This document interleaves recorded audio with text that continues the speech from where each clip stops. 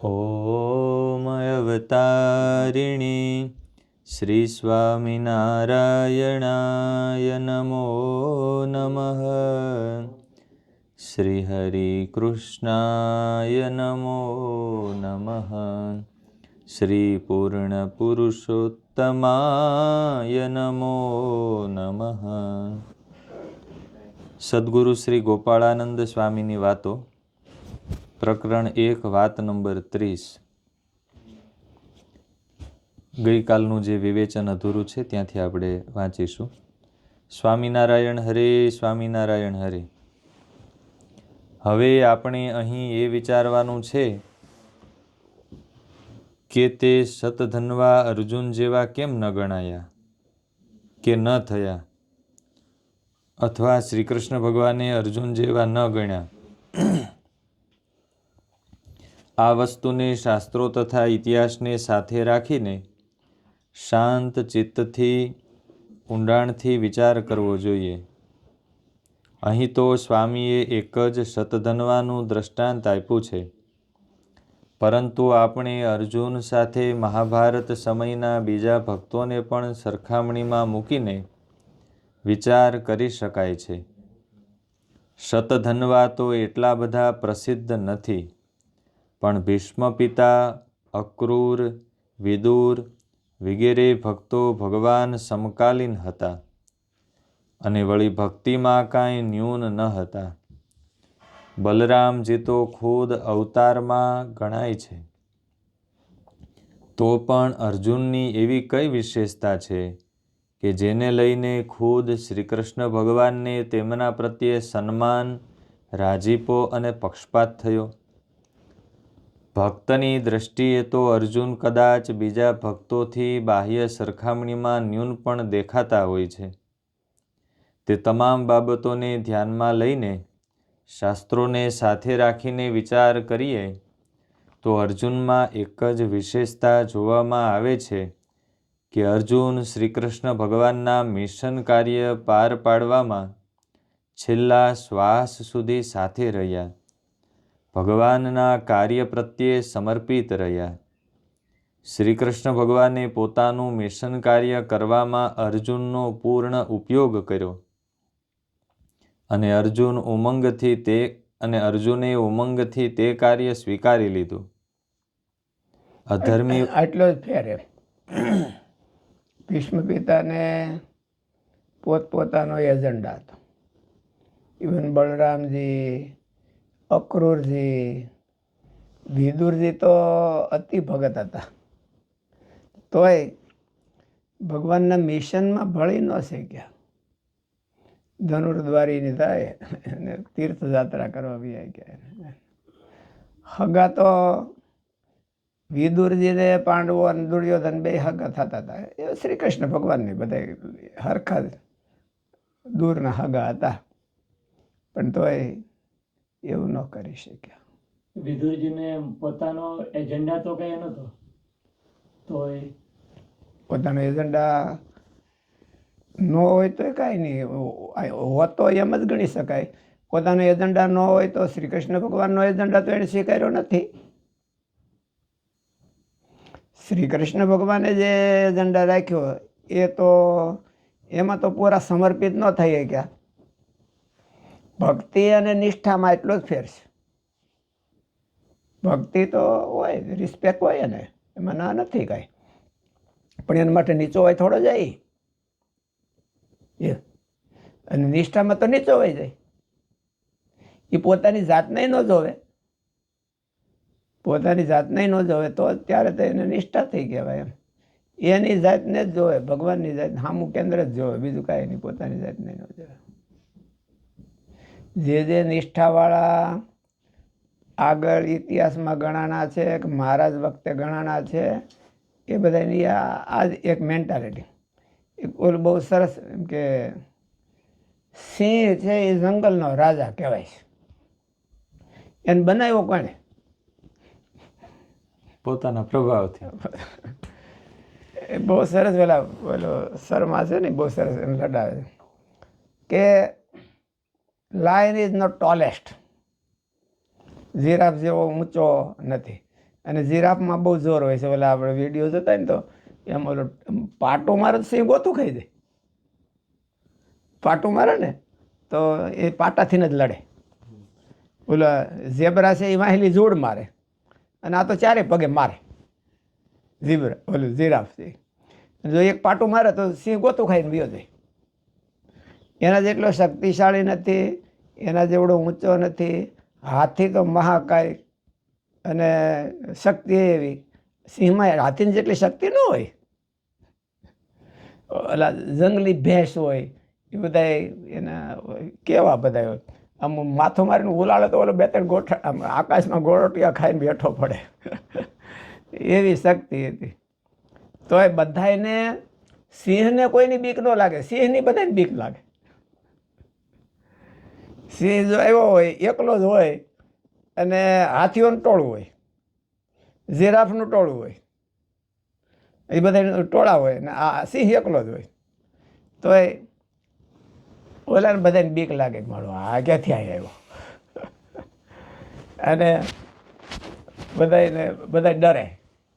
એટલે એનો એટીટ્યૂડ છે. સિંહ એવું જોવે કે ઝાઝા હાથીઓનું ટોળું હોય તેને એમ થાય ઓહો કેટલા દિનો ખોરાક. અને ઓલા ઝાઝા હાથી હોય એ એવું વિચારે એકાદાને પતાવી દે. એટલે એટીટ્યૂડ છે. હરણ અને ચિત્તો એ બે દોડતા હોય તો હરણની 125 કિલોમીટરની ઝડપ હોય અને ચિત્તાની 80-85ની ઝડપ હોય. તો ઓલો હરણ છે એનો શિકાર ઓલું કેવી રીતે કરી શકે? પણ તોય મારે. કારણ કે હરણનો એટીટ્યૂડ છે કે આપણે મરવા જ સર્જાયેલા છીએ અને ઓલાની એટીટ્યૂડ છે કે આપણે ખાવા જ સર્જાયેલા છીએ, આપણે રાજ કરવા જ સર્જાયેલા છીએ. ઓલે સફારીમાં એક લેખ હતો સયાજીરાવ ગાયકવાડનો, બહુ સરસ હતો. એમ કે એનું રાજ છે, એના રાજા છે, એનો દીકરો નહોતો એટલે પછી રાજનો વારસદાર કોઈ નહોતો. વડોદરાનો રાજ તો વડોદરામાં કરતા હતા. તો વારસદાર કોઈ નહોતો. પછી એને એમ થયું કે એનું કુટુંબ હતું ને પૂનામાં ત્યાં કે ત્યાંથી એને ઓલું એની ડોસી હતા રાજાની રાણી, એનું નામ તો હું યમના ય ઉપરથી કંઈક છે. એ બહુ સરસ. એ ડોસી હોશિયાર હતા. એટલે એને ત્યાં જઈને મોકલ્યા એમ કે તમે કોઈ 3 છોકરાઓને બોલાયો. 3 છોકરાને બોલાવ્યો. પછી એ 3 છોકરાને બોલાવ્યા અને વડોદરામાં આવ્યા ત્યાં ડોસીએ પરીક્ષા લીધી. એટલે એને પૂછ્યું કે તમને શું કરવાના બોલાવ્યા છે, તમને ખબર છે કે? કોઈ કીધું કે મને ખબર નથી. કોઈ કાંઈક કીધું. જો એકે જવાબ આપ્યો કે હા મને રાજા બનાવવો છે. એટલે પછી એને રાજા બનાવ્યો. એ ગાયકવાડ સરકાર લગભગ પહેલાં સયાજીરાવ પહેલાં એ ઢોર ચારતા હતા એમાં નથી લઈ આવ્યા હતા. એટીટ્યૂડ છે. સિંહનો એટીટ્યૂડ છે, અર્જુનનો એટીટ્યૂડ છે અને ભીષ્મ પિતાનો એટીટ્યૂડ છે. એટીટ્યૂડ એને શ્રી કૃષ્ણ ભગવાનની હારે મેચિંગ કર્યું. બીજો આનો એટીટ્યૂડ ન હોય, એના મનમાં કાંઈક દુખાવો હોય જ. એમ કે ભાઈ કૃષ્ણ આમ કરતા નથી, કૃષ્ણ આમ કરતા નથી, કૃષ્ણ આમ કરતા નથી, આમ કરવું જોઈએ. નાના માણસોને મનમાં સલાહ ન દે તો મનમાં થાય કે ન થાય? એ આમ કરતા નથી ને આમ કરતા નથી. શાસ્ત્રીજી મહારાજ બહુ સરસ વાત કરતા હતા. હજી આપણે ઓલું મોટરનું ગેરેજ છે ને, એટલે મોટર બધી ત્યાં ઊભી રાખે એની ત્યાં આગળ સાધુ આશ્રમ બાજુ હાલે ને દિવાલે ત્યાં એક દરવાજો હતો. અને એ દરવાજામાં શું કાંઈક સ્વામીએ ફેરફાર કર્યો કે કોને બંધ કરી દીધો. અને પેલા નાના સંતો ત્યારે ભગવત જીવદાસજી ને બધા આ બધા નાના સંતો હશે બીજા ઘણા, તો એ ધોવા ફોવા થયા કે આમ ન થાય ને આમ સ્વામીને આપણે બધા ભેળા થઈને આમ કહેવું જોઈએ. પણ સ્વામીને કહેવા જાય કોઈ કહેવા જાય ન કે, પણ કહેવાને એમ થયું કે એને સ્વામી કરતા હોય એ બરાબર એને મનમાં ફીટ ન બે, મનમાં ખૂતે કે આ બરાબર આમ કરતા નથી ને આમ ન કરવું જોઈએ ને આમ કરવું જોઈએ તેમ કરવું જોઈએ એવું બધું. એટલે એનો એટીટ્યૂડ ફેર. એટલો સ્વામીનો જે એટીટ્યૂડ હોય એને કોઈ સમજી ન હોય કે એને ઓલા પોતાની રીતે કરે છે. અર્જુનનો એટીટ્યૂડ અને શ્રી કૃષ્ણ ભગવાનનો એટીટ્યૂડ બે એકબીજાને અનુરૂપ થઈ ગયા. શ્રી કૃષ્ણ ભગવાન કે આમ કરવું છે તો અર્જુન કે હા. શ્રી કૃષ્ણ ભગવાન કે આમ કરવું છે તો ભીષ્મ પિતા કે એમ નહીં, દ્રોણાચાર્ય કે એમ નહીં, કોઈ યુધિષ્ઠિર ખુદ એમ નહીં એવું માને કે બરાબર નહીં. શ્રી કૃષ્ણ ભગવાન આ વાતમાં બહુ સમજે નહીં, ધર્મની વાતમાં એને ખબર ન પડે. એટલે એ બહુ એટીટ્યૂડ ફેરવો, એ એટીટ્યૂડ ફેરવો એ તો સ્વભાવ ફેરવવા જેવું છે. એને લઈને અર્જુન છે એ એવા ગણાણા એમ. સ્વરૂપ નિષ્ઠા એની ગણાણી, નહીં તો સ્વરૂપ નિષ્ઠા ન ગણાણી.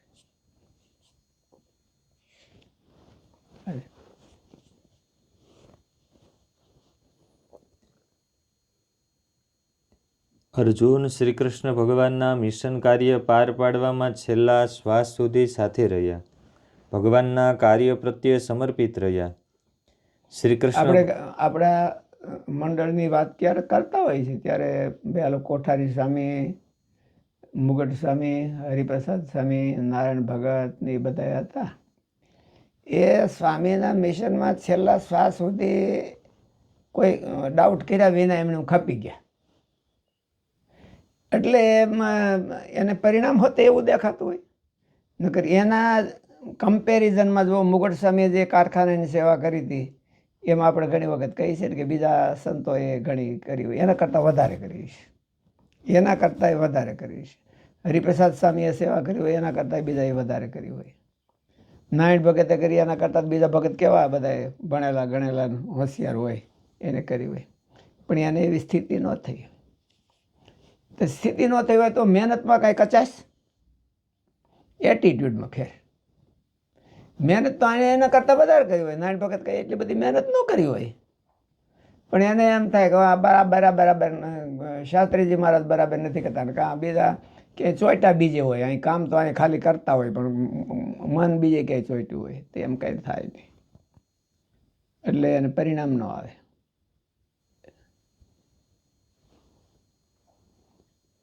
અર્જુન શ્રી કૃષ્ણ ભગવાનના મિશન કાર્ય પાર પાડવામાં છેલ્લા શ્વાસ સુધી સાથે રહ્યા, ભગવાનના કાર્ય પ્રત્યે સમર્પિત રહ્યા.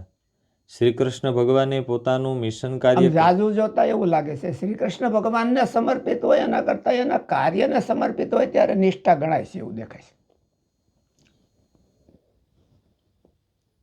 નહીંતર શ્રી કૃષ્ણને તો સમર્પિત હોય, હે શ્રી કૃષ્ણને તો સમર્પિત હોય, એના સેવકો હોય બધા સમર્પિત હોય ને, સમર્પિત હોય, પણ એના કાર્યને સમર્પિત ન હોય.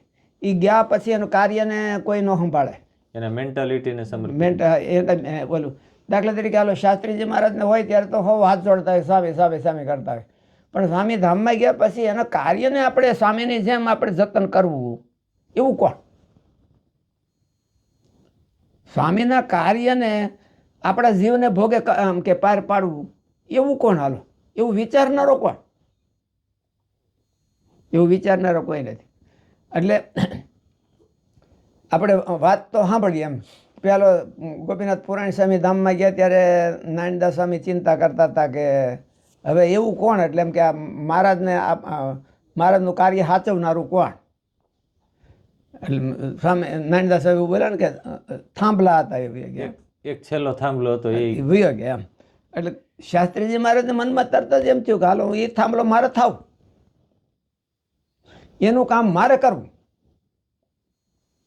તો એને નિષ્ઠા થઈ ગઈ કે પણ હવને એવું છે કે મારું કામ મારે કરવું, આનું કામ મારે કરવું એમ નહીં, કૃષ્ણનું કામ મારે કરવું એવું નહીં. હે 17 વર્ષ સાધુ ત્યાં 1.5 વર્ષ સ્વામીની ભેળા રહ્યા, એટલે 18-19 વર્ષની ઉંમર કહેવાય. તો 18-19 વર્ષની ઉંમર એમાં વળી આશ્રમ બદલે તો કાંઈ મગજ કામ જ ન કરે. હજી ગ્રહસ્થનો છોકરો હોય 18-19 વર્ષનો તો એને મનમાં પ્લાન હોય, પણ આશ્રમ બદલાવીને અહીં આવ્યો હોય તો કાંઈ લાંબી દ્રષ્ટિ થોડી તો એક દીમાં આવી ગઈ હોય એને.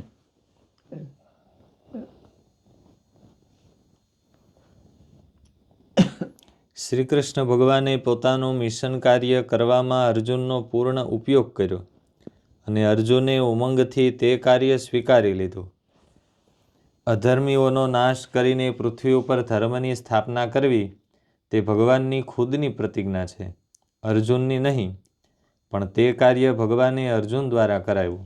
આ માનો કે ગુરુકુળ કર્યું અને મહારાજની પાસે શાસ્ત્રીજી મહારાજે કંઈક આમ મનમાં સંકલ્પ કર્યો. એ સંકલ્પ તો એનો કહેવાય ને, આપણો થોડો કહેવાય. ઓલી મિશન છે એ ખુદ શ્રી કૃષ્ણનું હતું, અર્જુનનું નહોતું એમ. તો એ અર્જુન છે એમાં કપી ગયો આખો. ત્યારે તો અર્જુનની નિષ્ઠા સ્વરૂપ નિષ્ઠા કહેવાની. એમ સ્વરૂપ એટલે વ્યક્તિ નિષ્ઠા એની. તો એનો અર્થ એવો થયો સ્વામી કે સ્વરૂપ નિષ્ઠા ન આવે ત્યાં સુધી પોતાનું મન મરે નહીં. ચોક્કસ. દાખલા તરીકે ભીષ્મ પિતા નહીં હતા તો ભક્ત તો હતા જ ને બધા. હા. ભક્ત તો હતા જ, પણ કૃષ્ણનું કામ મારે કરવું એવું ભીષ્મ પિતાને નહીં. પોતાનો પર્સનલ એજન્ડા ત્યાં સુધી છોડીને પર્સનલ એજન્ડા હોય ત્યાં સુધી કૃષ્ણનું જ કામ કરવું, બીજા કોઈનું નહીં. મારું નહીં. મારું નહીં, બીજા કોઈનું નહીં, અને કૃષ્ણનું જ કરવું. હાલો અર્જુનની આગળ આ પ્રશ્ન તો આવ્યો જ હશે કે ભાઈ શ્રી કૃષ્ણ ભગવાન અને યુધિષ્ઠિર એની હારે વિરોધ થયો. વિરોધ તો ન કહેવાય, પણ એમ કે મન તો બધાને ન મળે કે આમ ન બોલાય ને આમ બોલાય. તો એ અર્જુનનો એક નિશ્ચિંત હોય કે કૃષ્ણ કે હતું, યુધિષ્ઠિર કે હતું નહીં. એટલે બીજો કોઈ નહીં ને, એની જગ્યાએ બીજો કોઈ નહીં, ત્યારે તો નિષ્ઠા ગણાય. નહીં તો એ બીજા અર્જુનને દુખાવો જ્યાં સુધી હતો કે તમે છો મહત્વના, એમ ભીષ્મ પિતા મહત્વના છે, ત્યાં સુધી તો ગીતા આગળ હાલી નહીં કઈ. પણ સાથે હોય ત્યારે ઓળખાણ કરવી તો બહુ મુશ્કેલ. ભીષ્મ પિતા આમ જોઈએ એ વખતે તો શ્રી કૃષ્ણ ભગવાન અને ભીષ્મ પિતા વ્યક્તિત્વની દ્રષ્ટિએ જોઈએ, સાથે રહેતા હોય, ભીષ્મ પિતા થોડા ચડિયાતા હોય, ત્યારે એમની જગ્યાએ શ્રી કૃષ્ણ ભગવાનને સિલેક્શન કરવું એવું ન હોય. ઘણી વખત આ પ્રગટની ઓળખાણ થવી એમાં એ ઓલી કઠણ છે. નારાયણ ભગત બહુ કહેતા ઘણી વખત કે અર્જુનસિંહજી બાપુ એમ કહેતા કે અમે સદગુરુ તો ઘણા જોયા છે, પણ આ ધર્મજીવન સ્વામી એ સ્વામી તો નાના હશે, બાપુથી કરતા હશે. અર્જુનસિંહજી બાપુથી નાના હોય. અર્જુનસિંહ બાપુ તો બાળમુકુંદ સ્વામી વખતના ને નારાયણદાસ સ્વામી વખતના ને, કે એના જેવા કોઈ નહીં. તો એને કંઈક દેખાતું તો હશે. આગળ પાછળનું કમ્પેરિઝન કરે તો દેખાય. આગળ પાછળના એક દીમાં ન દેખાય ને એક દીમાં જોઈ એક વખતે જોઈ લીધા હોય તો કંઈ ન દેખાય એમાં. પણ આગળ પાછળના એના જીવનના પ્રસંગો જોવે તો એને ખબર તો પડે કે મારું આમાં કંઈક ક્લિયર ન ખબર પડે, પણ એને એમ ખબર પડે કે આમાં કંઈક વજન તો છે, આમાં વજન કંઈક છે, એવું દેખાય એને. અને એટલી જ જરૂર હોય, બીજું તો શું હોય પછી જરૂર. એ કંઈ એને મોટા પુરુષો કંઈ એને ઊંધે માર્ગે ન ચડાવતા હોય. અર્જુનને ભગવાન શ્રી કૃષ્ણ ભગવાન ઊંધે માર્ગે ચડાવવાનું કંઈ ન કરતા હોય, પણ આને લાગતું હોય ક્યારેક પોતાનું મનમાં નક્કી થઈ ગયું એટલે એને લાગે મને ઊંધે માર્ગે ચડાવે છે. એટલે એવું નથી કે ન દેખાતું હોય. નારાયણ ભગત છે, નારાયણ ભગત ભણેલા કેટલું, તો એને જે સ્વામીની ઓળખાણ થઈ એ ભણેલા ન થઈ, એ મુમુક્ષુતાથી ઓળખાણ થાય. પોતાના મનમાં જે મુમુક્ષુતા હોય એનાથી ઓળખાણ થાય. કે ભણવાથી થોડી થાય, શાસ્ત્ર ભણવાથી થોડી થાય. શાસ્ત્ર તો આપણે હંધાઈ વાંચીએ જ છીએ, આપણે વતનાવટને બધા ગુજરાતી વાંચીએ જ છીએ ને, એમાં જ બધું આપ્યું છે. પોતાના મનમાં પોતાના જીવમાં આમ કે હું આમાંથી કેમ છૂટું, મહારાજમાં કેમ જોડાવું, એની જે માલિપાથી પ્રેશર આવે તો એને ઓળખાય, તો એને ઓળખાઈ જાય. નારાયણ ભગતનું જીવન તો આપણને અતિ આશ્ચર્ય લાગે. માનો કે કોઈક શેઠને ઘેરે નોકરી કરતા હોય, એમાંથી વળી કોઈક સાધુએ કીધું કે તારે અહીંયા નોકરી કરશ તો અહીંયા ઘર ને અહીંયા જો તારે તો રોટલો જોઈએ છે તો, અને એવી રીતે આવ્યા હોય અને એને સ્વામીની ઓળખાણ થઈ જાય કે આના જેવો કોઈ નહીં, એવી એની ઓળખાણ થઈ જાય. અને ભણેલા હોય શાસ્ત્રો જાણતા હોય તો એને એમ ન થાય કે હવે આના જેવું કોઈ નહીં. એટલે એ તો પોતાની મુમુક્ષુતાથી ઓળખાણ થાય, નહીં તો ઓળખાણ ખપથી ઓળખાણ. તો સ્વામી સ્વરૂપ નિષ્ઠા થાય તો પોતાના એજન્ડા મટે કે પછી પોતાના એજન્ડા મટે તો સ્વરૂપ નિષ્ઠા થાય? એકદમ અમુકના એને સપોર્ટર થાય બધા. પોતાના એજન્ડા હોય, એજન્ડા વિના તો માણસ જીવી ન શકે. એનો અર્થ એવો છે કે હવે મારે કૃષ્ણને કેમ મદદરૂપ થવું એવો કંઈ એજન્ડા કરે એમ, અથવા તો એનો એજન્ડા છે એને એમાં જ હું કેવી રીતે એ જ એજન્ડા લઈને આગળ હાલે એટલો જ છે, બીજું કાંઈ એજન્ડા વિના તો પોતાના જીવનમાં એજન્ડા તો બહુ જરૂરી હોય જ, એટલું પણ પોતાના વ્યક્તિગત એજન્ડામાં ટાઈમ ન ખોવે, ટાઈમ ખોટો પાસ ન કરે.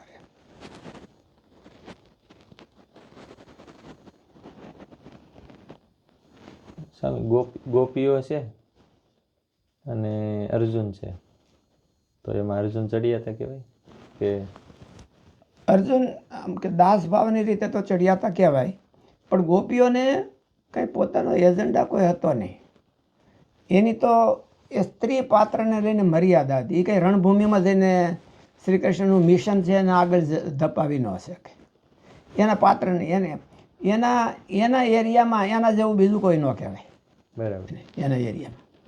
અને આ જે વાત છે, મિશનની વાત છે, એ તો એક અર્જુનને જ લાગુ પડે, ગોપીઓને લાગુ ન પડે.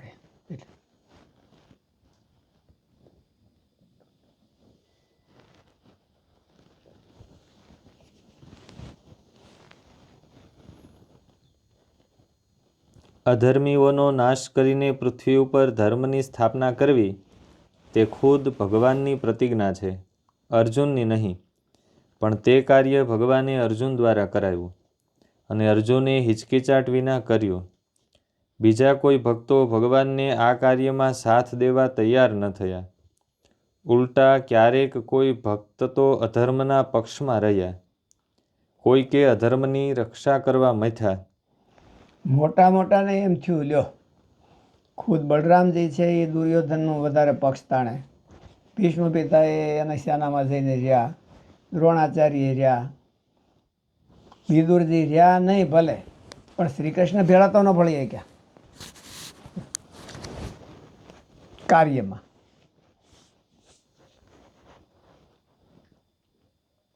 કોઈક અધર્મની રક્ષા કરવા મથ્યા, કેટલાક તટસ્થ રહીને સજ્જનતા બતાવી.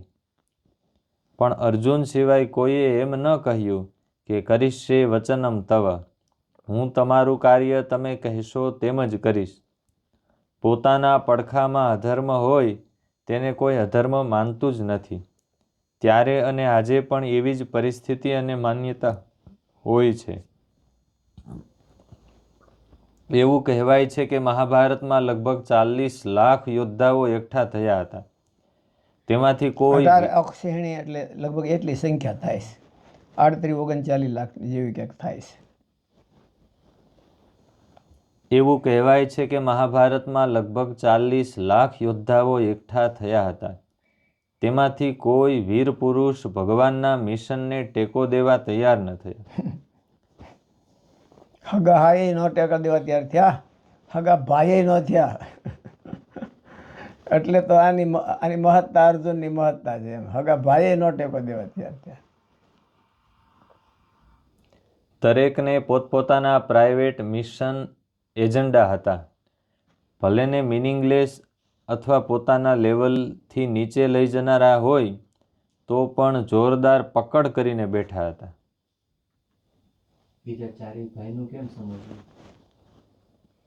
બીજા ચારેય ભાઈનું કેમ સમજવું? ક્યાં ભાઈ? ભીમ ભાઈ પાંડવોમાં. હા, તો પાંડવોમાં આના જેટલી ઓલી ન હોય એને પોતાનામાં શક્તિ કેટલી છે એના કરતાં હોમાય કેટલું જવું છે એને આધારે છે. બધાને બધા રીતે રમતા હોય, એમ મોટા બધા કામ કરતા હોય તો આ બધા તો ખાઈ પીને મજા કરે, નકુલ ને સહદેવ ને તો બધા.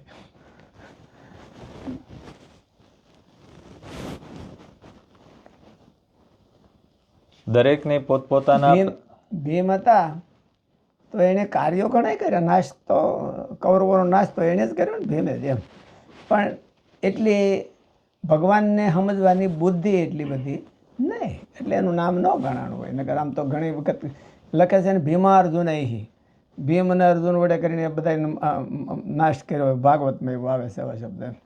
પણ ભીમમાં શ્રી કૃષ્ણ ભગવાનને સમજવા જેટલી શક્તિ એટલી બધી ન હોય. એટલે કે એમ તો કરતા હોય, ભગવાન કે એટલું તો કરતા હોય.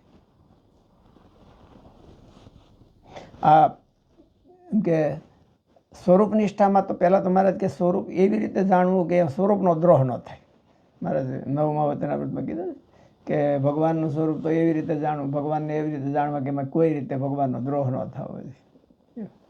એટલે સ્વરૂપ સમજવામાં થોડુંક વિવેક બુદ્ધિનો હોતી જરૂર પડે, એટલું બધું સ્વરૂપ નિષ્ઠા કરવામાં. દરેકને પોતપોતાના પ્રાઇવેટ મિશન એજન્ડા હતા. ભલે તે મિનિંગલેસ અથવા પોતાના લેવલથી નીચે લઈ જનારા હોય તો પણ જોરદાર પકડ કરીને બેઠા હતા. ભગવાન પાસે પણ મૂકવા તૈયાર ન હતા. અરે ખુદ યુધિષ્ઠિર મહારાજા પણ પોતાનું મૂકવા તૈયાર ન હતા. જો શ્રી કૃષ્ણ ભગવાને યુદ્ધ કરાવ્યું અને ગાદીએ તો યુધિષ્ઠિરને બેહારવા હતા, પોતાને બેહવું નહોતું, તો એ પોતાનું મનનું ન મૂકે, આમ જ થાય એમ એવું પછી. એટલે એને સ્વરૂપ નિષ્ઠા એ ખુદ ભગવાન હોય કે ભગવાન જેવા મહાપુરુષો હોય એની પાસે પોતાના મનમાં એવું નથી થતું માણસને. એટલે તો આ સવાલ છે. કાલે હું આપણે સાંજે કથા વાંચતા હતા એમાં બહુ સરસ વાત આવી હતી એમ કે કરોડ રૂપિયા દેતા સાધુ મળે નહીં, કરોડ રૂપિયા દેતા મનુષ્ય દેહ મળે નહીં, અને કરોડ જન્મ રૂપિયા દેતા પણ આવો જોગ મળે નહીં. આપણને પણ કેટલાય હશે પણ આવો જોગ મળ્યો નથી. એટલે સ્વામીએ કીધું કે આ દુર્લભતા છે એ બધી કઠણ છે સમજાવીએ. અરે ખુદ યુધિષ્ઠિર મહારાજા પણ પોતાનું મૂકવા તૈયાર ન હતા, નહીં તો ભગવાન તો તેના ફેવરમાં કામ કરતા હતા. માટે શ્રી કૃષ્ણ ભગવાનનું મિશન કાર્ય જે અધર્મને ઉખેડીને ધર્મનું સ્થાપન કરવું, તેમાં જેટલા અર્જુન કામ આવ્યા તેટલા બીજા કોઈ કામ ન આવ્યા. આ ભગવાનનો ન્યાય છે, રાજીપાનું કારણ છે એમ જણાય છે. અધર્મ સાથે અને અધર્મનું પોષણ કરનારા સાથે કોઈ ચોખ્ખો છેડો ફાડી શકતા ન હતા. એના ઉપકાર નડતા હોય અધર્મની અરે, અને હું કીધું બે શબ્દો, અધર્મ સાથે અને અધર્મનું પોષણ કરનારા સાથે. અધર્મનું પોષણ કરનારા હોય એની અરે ચોખ્ખો છેડો ન ફાડી રાખે, એની અરે સંબંધ રાખે કે વળી કાયમ આવે તો. બહુ સાયકોલોજી તો ગજબની છે. રામાયણમાં બહુ સરસ લખ્યું કે રામને ને ભગવાન રાવણને યુદ્ધ, ભગવાન રામને ને રાવણને યુદ્ધ થતું હતું તો ઉપરથી દેવતાઓ બધા દર્શન કરતા હતા, દેવતાઓ જોતા હતા. પણ દેવતાઓ રામ છે એ તો ખાલી ઉઘાડે પગે અને બીજું કાંઈ કરતા કાંઈ સાધન નહીં. રાવણની પાસે બહુ મોટી સેના હતી. રામ ઉઘાડે પગે હતા તો ઇન્દ્રએ રથ મોકલ્યો નહીં. શું કરવા ને? રાવણ જીતી જાય તો કદાચ ને રાવણ જીતી જાય, અને જીતી જાય એવા સંજોગો ઝાઝા હતા. જીતી જાય તો ભગવાન રામ પર વિશ્વાસ ન હોય એટલે એમ થાય ને કે જીતી જાય તો, અને જીતી જાય તો પછી આપણું હું, જીતી જાય તો પછી આપણું હું, એટલે એને રામને મદદ ન પછી રાવણના લિસ્ટમાંથી આપણું નામ નીકળી જાય, અને લિસ્ટમાં આવી જાય અમુકનું, આમ આવી જાય, બ્લેક લિસ્ટમાં, બ્લેક લિસ્ટમાં આવી જાય. બ્લેક લિસ્ટમાં નામ આવી જાય તો પછી મરી જવાનું આપણે તો. એટલે આપણું હું, એટલે પછી આખી સેના ખતમ થઈ ગઈ અને એકલો રાવણ રહ્યો. ત્યારે ઇન્દ્રએ રથ મોકલ્યો, માતલીને મોકલ્યો કે જા તું ભગવાન, અને ભગવાન રામને કહેજે પછી ઓલી ભૂલ થઈ જાય નહીં કે ભાઈ આ ઇન્દ્રએ મોકલ્યો છે. છેલ્લે એમ દેખાણું કે હવે આના ફેવરમાં, હવે આને વાંધો નથી કહે, આખી સેના ખતમ થઈ ગઈ તો આ એક નતો. એટલે ત્યાં અને તોય પાછા ભગવાન કહેવા તૈયાર તો એ ગ્રહણ કર્યું, નકર કે હવે જરૂર નથી કહે, વહી ગયું, હવે લઈ જા પાછો. પણ ભગવાન આ બધી માણસને મગજ ક્યાં શું કામ કરે, કેલ્ક્યુલેશન. એટલે કેલ્ક્યુલેશન જ્યાં સુધી હોય ત્યાં સુધી નિષ્ઠા કેવી રીતે થાય? અને આલોકની ગણતરી હોય, અને ગણતરી તો બધી આલોકની જ હોય, ત્યાં બધી નિષ્ઠા કેવી રીતે થાય? એને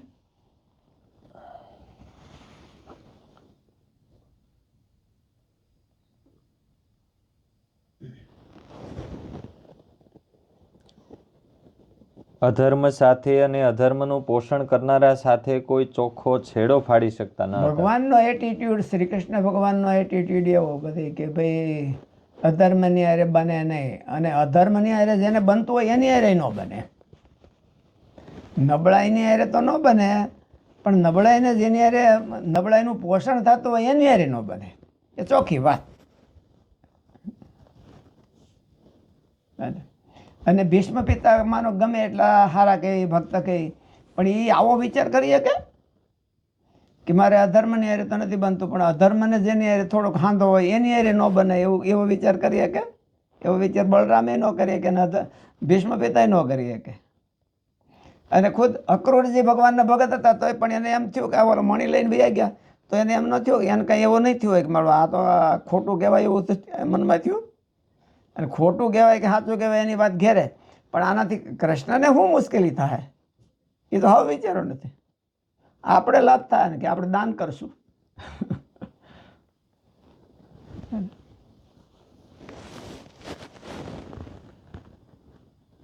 એમ જણાય છે જે અધર્મ સાથે અને અધર્મનું પોષણ કરનારા સાથે કોઈ ચોખ્ખો છેડો ફાડી શકતા ન હતા. એવો એક જ ભગવાનનો એટીટ્યૂડ હોય છે. ભગવાનનો એટીટ્યૂડ એવો કે અધર્મની હારે છેડો ફાડી નાખે એટલું જ નહીં, અધર્મનો નિકંદન કાઢી નાખે. એને એટલા માટે તો એનું સ્વરૂપ છે. મહારાજ હોતે મેં કીધું અમને ક્રોધ ક્યારે થાય તે કોઈક અધર્મનો પક્ષ લે, બળિયો હોય ગરીબને પીડે ત્યારે અમને ક્રોધ થાય છે. એની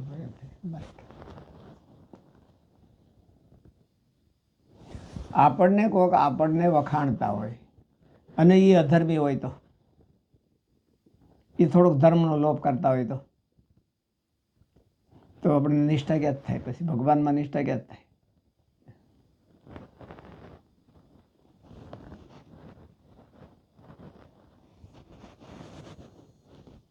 ભગવાન છે એ પોતે પોતાના ભક્તની કંઈ નબળાઈ હોય કે કંઈ એનામાં ખામી હોય તો એ તો શરણાગત વત્સલ થઈને નબળાઈમાં મારા કે બે ફેર છે. એમાં વતરામભાઈ એવું કીધું કે બેને નિશ્ચય હરકો છે, એકને કામ ક્રોધાદિક છે જ નહીં અને એકને ક્યારેક ક્યારેક વિક્ષેપ કરે છે. તો મોટી પ્રાપ્તિ કોને થાય? મારે જેને જવાબ થોડોક ફેરવી લીધો. મારે કે જેને કામ ક્રોધાદિક નથી અને કામ ક્રોધાદિક છે પણ જો એને બળતર્યા છે તો એને ઓલા કરતાં મોટી પ્રાપ્તિ થાય. ભગવાનના ધામમાં જઈને એને વધારે સુખની પ્રાપ્તિ થાય એવું મારે લીધું. અંત્યના 6મા કે 5મા ધોરણ 5મા વચનામૃત છે મારે એવું લખ્યું. એટલે ભગવાનનો ભક્ત હોય અને એમાં કોઈ ખામી હોય, એ ખામી એને ખટકતી હોય તો ભગવાનને ખટકે નહીં ભગત. એ ભગત એને ભગવાનને ખટકે નહીં અને એને ટાળવા માટે ભગવાન સંકલ્પ હોતે કરી દે, હોતે મદદ કરે. મદદ કરે એટલે સંકલ્પ કરી દે, મદદ કરે.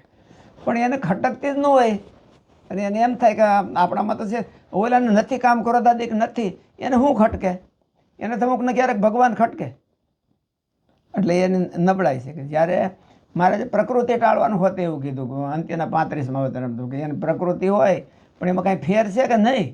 એટલે મહારાજ કે ફેર તો છે કે જો સંત એ પ્રકૃતિને મરોડે ત્યારે પોતાનો જો અવગુણ લેતો હોય તો કાંઈ વાંધો નહીં, પણ મરોડે ત્યારે હામાનો અવગુણ લે તો એ સારો નહીં. ગમે હોય ચોખ્ખો હોય તોય સારો નહીં. એટલે આ બધા જે ચોઝ કહેવાય એ સ્વરૂપ નિષ્ઠાની અંદર આવી જાય. મહારાજને આવું ગમે છે એટલે એને એવું કરવું તો એને એટીટ્યૂડ આપણો મેળવો કહેવાય. ભગવાનની એનો એટીટ્યૂડ મેળવો. આપણે શાસ્ત્રમાંથી અને પોતાના આપણી રુચિ પ્રમાણે અભિપ્રાયો બાંધીને માણસો બધા બેઠા હોય, એમાં એ માણસો જ બધા બેઠા હોય એવું કાંઈ નહીં. ભગવાનની પાછળનો સમાજ પણ એવી રીતે બેઠો હોય. ભગવાનની પાછળનો સમાજ ભગવાનને ઓથે ગદરતો હોય અને તોય પાછો એનો એટીટ્યૂડ નહીં.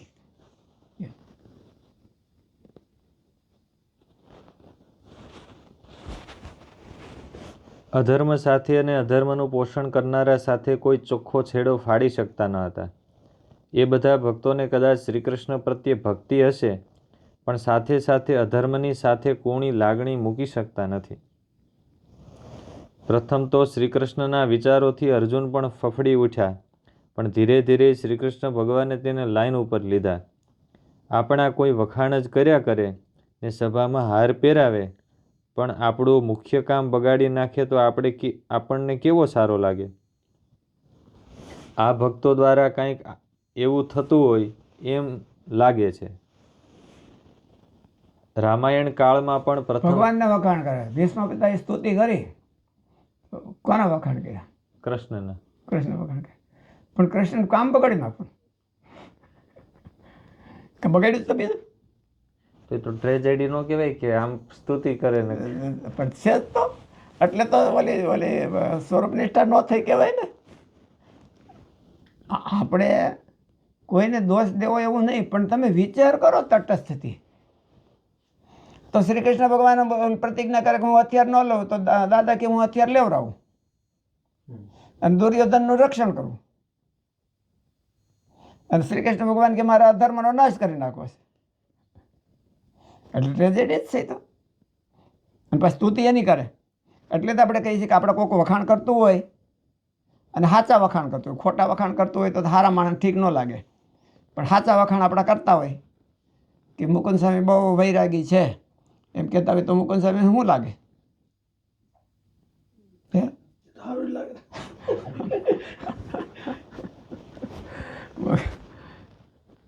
સાચા વખાણ કરતા હોય કોઈક ખોટા માણસો અને સાચા વખાણ, ખોટા માણસો અને સાચા વખાણ કરતા હોય ત્યારે આપણે શું સમજવું અને શું આપણે એટીટ્યૂડ રાખવાનું હોય અને ઇમોશન શું રાખવી, એ બહુ કઠણ છે.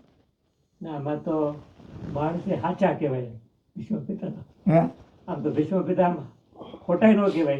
અને વખાણ ભગવાન ના કરતા તો એ સાચા હતા અને પોતે સાચા હતા. પણ ફેર એટલો કે અધર્મને હોતે પાછા ટેકો દે થોડોક.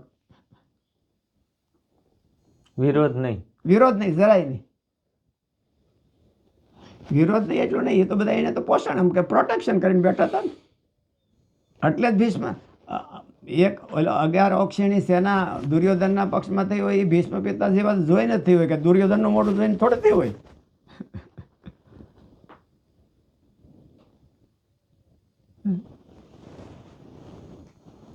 રામાયણ કાળમાં પણ પ્રથમ વિભીષણની માનસિકતા આવી હતી. હનુમાનજીએ ત્યાં જઈને સુધારો કરાયો. નિષ્ઠામાં ફેર હતો. હનુમાનજી કહે, સીતાજી અહીં બંદીવાન છે અને તું ખાલી માળા ફેરવવાથી ભક્ત બની ગયો, તે કેવી રીતનો ભક્ત જાણવો? એની માનસિકતા શું આમાં સામે વિભીષણની? રામનું કામ કરવાની નહીં, રામનું નામ લેવાની. રામનું કામ કરવાનું હોય તો એ નીંદર કેમ આવે? સીતાજી ત્યાં હોય. સીતાજી ત્યાં હોય બંદીખાનામાં. એટલે હનુમાનજી કીધું જ કે તું રામનો ભગત, નામ લીધે થોડો રામનો ભગત થઈ જાય. એનું કામ કરતો રામનો ભગત થતું, અને તો તારે એ સ્વરૂપ નિષ્ઠા કહેવાય. એનું કામ કરે તો. નામ લીધે કઈ સ્વરૂપ નિષ્ઠા ન થઈ ગઈ કહેવાય.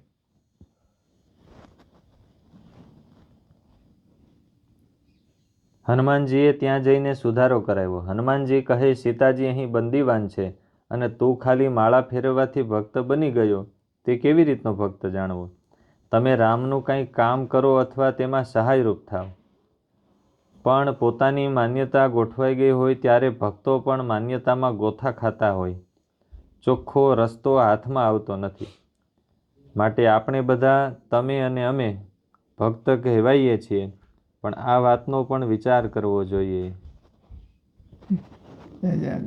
મહારાજની જય. પતિમ શ્રીધરમ સર્વદેવેશ્વરમ ભક્તિધર્માત્મજં વાસુદેવમ માધવમ કેશવમ કામદમ કારણમ શ્રી સ્વામિનારાયણમ નીલકંઠમ ભજે.